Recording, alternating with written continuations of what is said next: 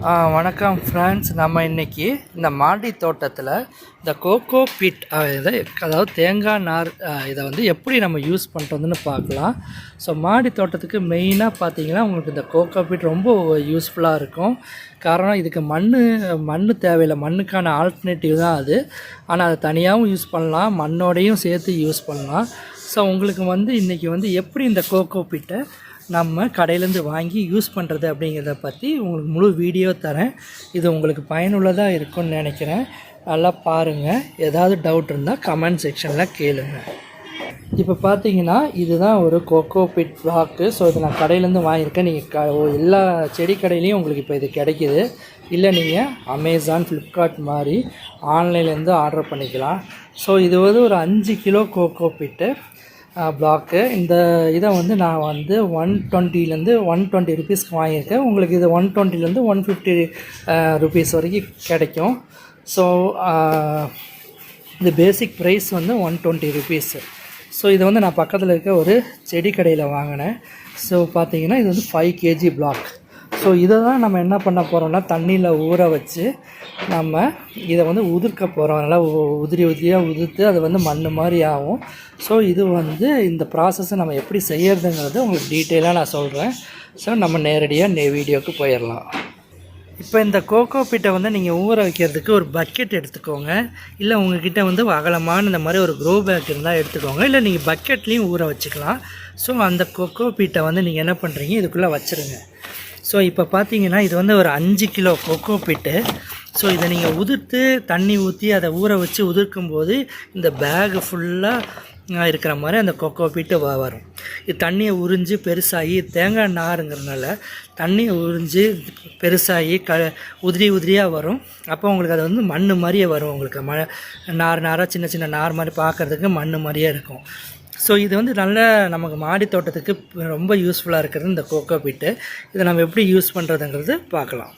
உங்கள்கிட்ட ஒரு பெரிய பக்கெட் இல்லைன்னா இதை வந்து நீங்கள் ஒரு சுத்தியலோ இல்லை ஒரு இதை வச்சு உடச்சி சின்ன சின்ன இதாக உடச்சி அதுக்கப்புறம் அதில் போட்டுட்டு 2 பக்கெட்லேயே போட்டுட்டு கூட நீங்கள் இதில் தண்ணி ஊற்றலாம். தண்ணி எவ்வளோ வேணால் ஊற்றலாம், அதை பற்றி கவலைப்பட தேவையில்லை.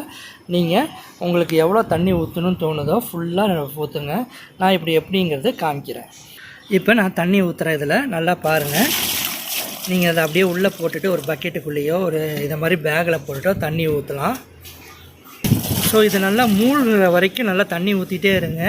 நீங்கள் தண்ணியை பற்றி யோசிக்க வேண்டாம், ஊற்றிட்டே இருங்க. அப்போ தான் இது அந்த தண்ணியெல்லாம் உறிஞ்சு அது அப்படியே பெருசாகும்.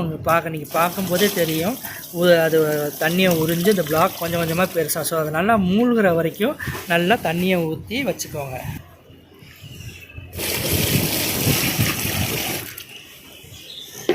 இப்போ பாருங்கள் தண்ணி ஊற்றியாச்சு. இப்போ உங்களுக்கு பார்த்தீங்கனாலே தெரியும் இது வந்து நல்லா ஓரளவு பெருசாக இருக்கும். ஸோ நீங்கள் என்ன பண்ணுறீங்க, அதை கொஞ்சம் கொஞ்சமாக நீங்கள் அந்த இதில் உடச்சி விடுங்க. உங்களுக்கு அது ஊறி இருக்கும். நீங்கள் தொட்டிங்கனாலே அது உடஞ்சி போகும். இப்போ பாருங்கள் எப்படி அதை உடச்சி விட்றாங்கன்னு பாருங்கள். இப்படி உடச்சி விட்டுட்டே இருந்தீங்கன்னா அது தண்ணியில் அப்படியே கொஞ்சம் கொஞ்சம் நான் ஊற நீங்கள் அப்படியே கொஞ்சம் கொஞ்சமாக உடச்சி விட வேண்டியதான். இல்லை அப்படியே விட்டுட்டு ஒரு அரை மணி நேரம் கழித்து நீங்கள் வந்து கையை வச்சு உடச்சிங்கனாலும் அது தூளாக ஆயிரும். இப்போ பாருங்கள் அதுக்கு மேலேயே தண்ணி ஊற்றிட்டே இருக்கேன். நீங்கள் தண்ணி ஊற்றவே அது உங்களுக்கு தெரியும். அது அப்படியே நல்லா ஊறி போய் பொடிஞ்சு அதே வரும்.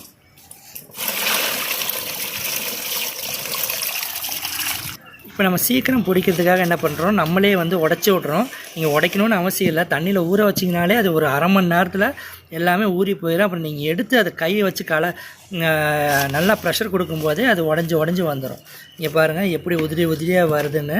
ஸோ நான் உங்களுக்கு இதை சீக்கிரம் ஊற வைக்கிறதுக்காக உங்களுக்கு நாங்களே உள்ளே உடச்சி விட்றோம். நீங்கள் இப்படியே உடைங்க.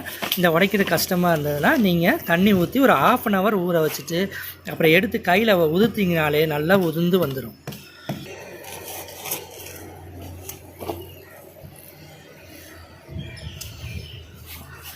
இங்கே பாருங்கள் நல்லா பாருங்கள் மழை உதிரியாக ஆயிடுச்சு. ஸோ இந்த மாதிரி இந்த பிளாக்கை வந்து நீங்கள் வந்து தண்ணியில் ஊற ஊற இது உதிரி உதிரியாக ஆகிக்கிட்டே இருக்கும். பாருங்கள் எப்படி உதிரி ஆகிடுச்சின்னு.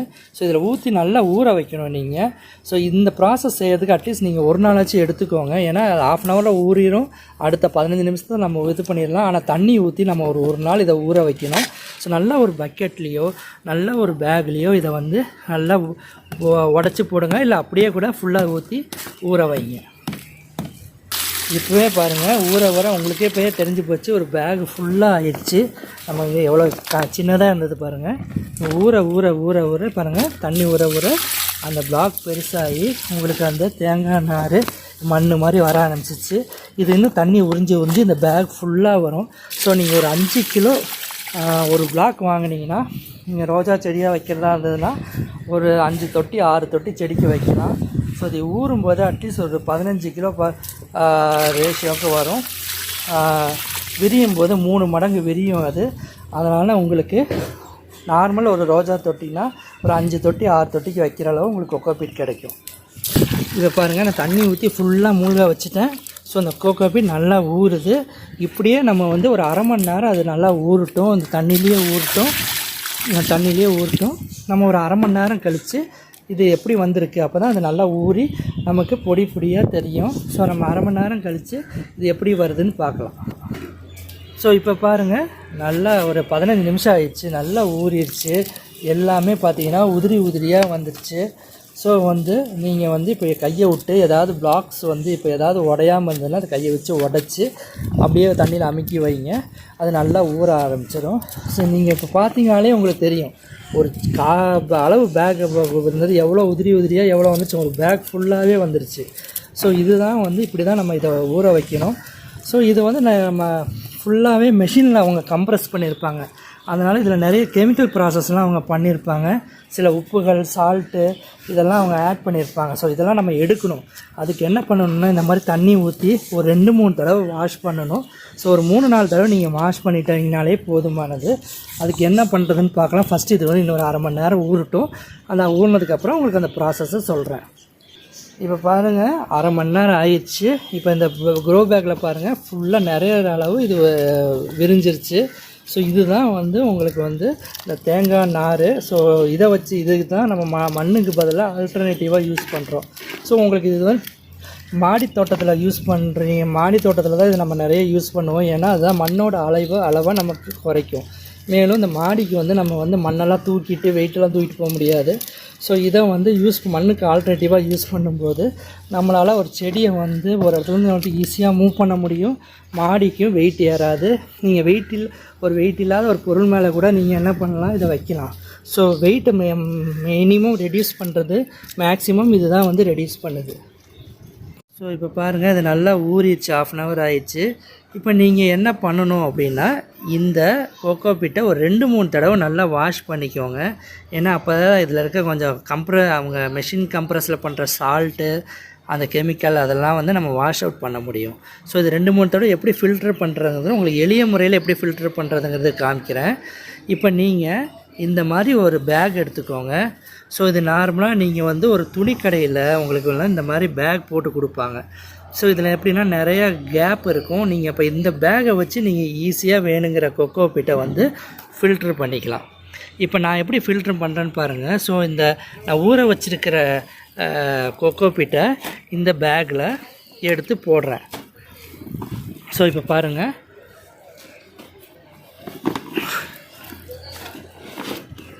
ஸோ ஊற வச்சுருக்கிற கோகோபீட்டை நான் அப்படி கையில் எடுத்து பாருங்கள் அது மண் மாதிரியே திரியாக இருக்குது. ஸோ இதை என்ன பண்ணுறேன், எடுத்து இந்த பேக்கில் ஃபில் பண்ணிக்கிறேன்.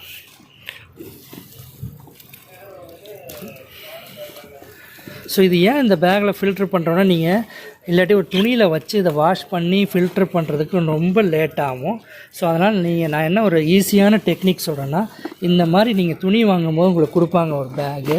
இந்த பேக்கில் நீங்கள் உங்களுக்கு கிடைச்ச அந்த கோகோபீட்டை போட்டு வச்சுக்கோங்க. இந்த கோகோபீட் என்ன பண்ணும் அப்படின்னா இதில் தண்ணியை வந்து இந்த பேக் என்ன பண்ணும், தண்ணியை வந்து வெளியேற்றிக்கிட்டே இருக்கும். ஏன்னா அதுக்கு நிறைய கேப் இருக்கனால உங்களுக்கு வந்து ஃபில்ட்ரு பண்ணுறதுக்கு ஈஸியாக இருக்கும்.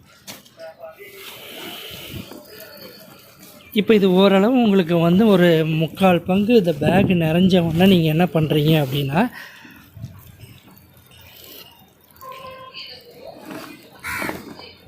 இங்கே பாருங்கள் தண்ணி எல்லாம் ட்ரெயின் ஆக ஆரம்பிக்குது.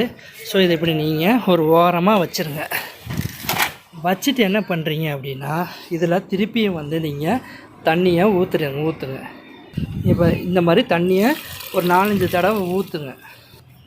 இந்த மாதிரி தண்ணியை ஊற்றிக்கிட்டே இருங்க. அது நிறையிற வரைக்கும் ஒரு தடவை ஊற்றுங்க. நீங்கள் பார்த்துட்டே இருக்கலாம், எல்லா தண்ணியும் வெளியே வரும். இப்போ ஈஸியாக என்ன ஆகும்னா இந்த கோகோபீட் வாஷ் ஆயிரும். நீங்கள் எந்த வேலையும் பண்ண வேண்டாம், தண்ணியை ஊற்றிக்கிட்டே இருந்தால் போதும். அது வாஷ் அவுட் ஆகி வெளியே வந்துக்கிட்டே இருக்கும், தண்ணியெல்லாம் வெளியே வந்துகிட்டே இருக்கும். ஸோ உங்களுக்கு வந்து ஈஸியாக அதை ஃபில்ட்ரு பண்ணி நீங்கள் வாஷ் பண்ணிடலாம் அந்த கோகோபீட்டை. இப்போ நான் ஒரு தடவை வாஷ் பண்ணியாச்சு. ஸோ இதை வந்து நீங்கள் விட்டுருங்க, அப்படியே ஒரு 10 நிமிஷத்துக்கு விட்டுருங்க. ஸோ இதை 10 நிமிஷத்துக்கு விட்டுருங்க. இப்போ இருக்க தண்ணி எல்லாம் வெளியே வருது. இப்போ நம்ம இதை ஒரு தடவை வாஷ் பண்ணிட்டோம். இந்த எக்ஸஸாக இருக்க தண்ணியெல்லாம் ட்ரெயின் ஆகட்டும். ஸோ இப்போ பார்த்தீங்கன்னா நம்ம ஒரு தடவை வாஷ் பண்ணிட்டோம். பாருங்கள் தண்ணியெல்லாம் வெளியே வந்துருச்சு. இப்போ ஒரு தடவை வாஷ் ஆயிடுச்சு. இப்போ நீங்கள் என்ன பண்ணலாம் அப்படின்னா ஒரு 1/2 hour கழித்து திருப்பி இன்னொரு கொஞ்சம் தண்ணி எடுத்து ஊற்றி அதை வாஷ் பண்ணிக்கலாம். திருப்பி ஒரு 4-5 பக்கெட் டப்பை தண்ணி எடுத்து அதை ஊற்றுங்க. திருப்பி அந்த கோகோபீட் எல்லாமே வாஷ் ஆயிரும். இப்போ நம்ம செகண்ட் டைமாக வாஷ் பண்ணுறோம். ஸோ பாருங்கள் இது செகண்ட் டைமாக நம்ம வாஷ் பண்ணுறோம். ஸோ உங்களுக்கு தண்ணி வெளியே வர்றது தெரியும். இப்போ என்ன ஆகுனா கோகோபீட்டை நம்ம 2 தடவை வாஷ் பண்ணிட்டோம். ஸோ உங்களுக்கு ஈஸி, தண்ணி ஊற்றுற வேலை மட்டும்தான். உங்களுக்கு வாஷ் பண்ணி ஃபில்ட்ரு பண்ணுற வேலையெல்லாம் இந்த பேக்கே பார்த்துக்கும். ஸோ இந்த மாதிரி பேகு கிடச்சுன்னா எடுத்து வச்சுக்கோங்க, 2-3 பேகு. உங்களுக்கு அது வந்து ஹெல்ப்ஃபுல்லாக இருக்கும். இப்போ தண்ணி போதும். இப்போ தண்ணி போதுமான அளவு ஊற்றியாச்சு. இப்போ இது செகண்ட் டைம் வாஷ் ஆகட்டும். எல்லாமே வந்து எல்லா இதுவும் வந்து உங்களுக்கு அங்கே இருக்க சால்ட்டு எல்லாமே என்ன ஆகும் அப்படின்னா தண்ணியில் கரைஞ்சி வெளியே வந்துடும். ஸோ இந்த மாதிரி 2 தடவையோ 3 தடவையோ 4 தடவையோ மேக்ஸிமம் ஒரு 5 times வாஷ் பண்ணால் உங்களுக்கு பெட்டர் ரிசல்ட் கிடைக்கும். இல்லை உங்களுக்கு டைம் கிடைக்கலையா ஒரு 2 தடவை வாஷ் பண்ணிக்கோங்க, ஒரு 2-3 தடவை வாஷ் பண்ணிக்கோங்க, அது போதுமானதாக இருக்கும். இப்போ பாருங்கள் இது 3 தடவை வாஷ் பண்ணியாச்சு. ஸோ எல்லாமே வந்து நம்ம 3 தடவை தண்ணி ஊற்றி வாஷ் பண்ணிட்டோம். ஸோ இதை என்ன பண்ணுறேன், நான் இதை கொண்டுட்டு போயிட்டு நான் வேறு ஒரு இடத்துல இப்படியே விட்டுறேன். ஸோ இது ஃபுல்லாக ஒரு நாள் அப்படியே இருக்கட்டும். அப்போ எல்லா தண்ணியும் ட்ரெயின் ஆயிரும். அப்போ உங்களுக்கு அடுத்த நாள் என்ன கிடைக்குன்னா இதெல்லாம் காஞ்சி கொஞ்சம் ஃப்ரீயாக கிடைக்கும். இதோடு இப்போ ஈரமாக இருக்குது, இந்த ஈரத்தன்மையெல்லாம் போய் கொஞ்சம் ஃப்ரீயாக இருக்கும். நம்ம அடுத்த நாள் இதை எடுத்து செடிங்களுக்கு யூஸ் பண்ணலாம். ஸோ பாருங்கள் ஃப்ரெண்ட்ஸ், இது நெக்ஸ்ட் டே நமக்கு வந்து எப்படி அந்த கோகோபீட் உதிரியாக கிடச்சிச்சு பாருங்கள். நல்லா கொஞ்சம் ட்ரையாகவும் இருக்கும். ஸோ இந்த டைமில் இதை எடுத்து நம்ம யூஸ் பண்ணலாம். ஸோ இந்த கோகோபீட்டை வந்து நீங்கள் செம்மண் கூட கலந்து யூஸ் பண்ணலாம், இல்லை அப்படியே கூட மாடி தோட்டத்துக்கு அப்படியே கூட யூஸ் பண்ணலாம். ஸோ இப்போ பாருங்கள் இந்த மண் நல்லா ட்ரை ஆயிடுச்சு. ஸோ நான் வந்து இதை வந்து நான் இந்த எந்த தொட்டியில் வைக்க போகிறேனோ, செடி வைக்க போகிறனோ தொட்டியில் நான் இதை ஃபில் பண்ணிக்கிறேன். ஸோ இப்போ நீங்கள் வந்து இதை வந்து இப்படியே வந்து இதுக்கு மேலேயே செடியை நட்டு வச்சுக்கலாம். ஸோ இதுதான் நம்ம கோகோபீட்டை எப்படி வந்து யூஸ் பண்ணுறதுக்கான முறைகள். இதில் வந்து நீங்கள் டைரெக்டாக கோகோபீட்டில் நீங்கள் டைரெக்டாக செடி வச்சிங்கன்னா செடி வளராது. இதில் ஏன்னா எந்த சத்துமே இருக்காது. ஸோ இதுக்கு வந்து நம்ம உரங்களெல்லாம் போட்டுட்டு அதுக்கப்புறம் தான் செடி வைக்கணும். ஸோ இந்த வீடியோவில் நான் எப்படி உங்களுக்கு கோகோபீட் ப்ரிப்பேர் பண்ணுறது மட்டும்தான் சொல்லியிருக்கேன். நெக்ஸ்ட்டு வீடியோவில் இந்த கோகோபீட்டில் செடி வைக்கணுன்னா நம்ம என்னென்ன பண்ணணுங்கிறது நான் உங்களுக்கு நெக்ஸ்ட்டு வீடியோவில் டீட்டெயிலாக சொல்கிறேன். அதுக்கான டிஸ்கிரிப்ஷனையும் கீழே ஆட் பண்ணுறேன், மறக்காமல் பாருங்கள். ஸோ நீங்கள் வந்து கோகோபீட்டில் இந்த மாதிரி நீங்கள் செடியை நட்டு இதுக்கு மேலே வளர்த்துக்கலாம். இது மண்ணுக்கு பதிலாக ஒரு ஆல்டர்னேட்டிவ் தான். பாருங்கள் நம்ம எவ்வளோ அழகாக ப்ரிப்பேர் பண்ணிட்டோன்னு. ஆனால் செடி வளர்கிறதுக்கு நம்ம வந்து கோகோபீட் மட்டும் பத்தாது, இதுக்கான உரங்களெல்லாம் போடணும். அதை நான் ஏற்கனவே சொன்ன மாதிரி அடுத்த வீடியோவில் இது பண்ணுறேன். உங்களுக்கு இந்த வீடியோ பிடிச்சதுன்னா லைக் பண்ணுங்கள், ஷேர் பண்ணுங்கள், சப்ஸ்கிரைப் பண்ணுங்கள், கீழே இருக்க பெல் ஐக்கானை கிளிக் பண்ணுங்கள். உங்கள் ஆதரவுக்கு ரொம்ப ரொம்ப நன்றி ஃப்ரெண்ட்ஸ். வாழ்க வளமுடன்.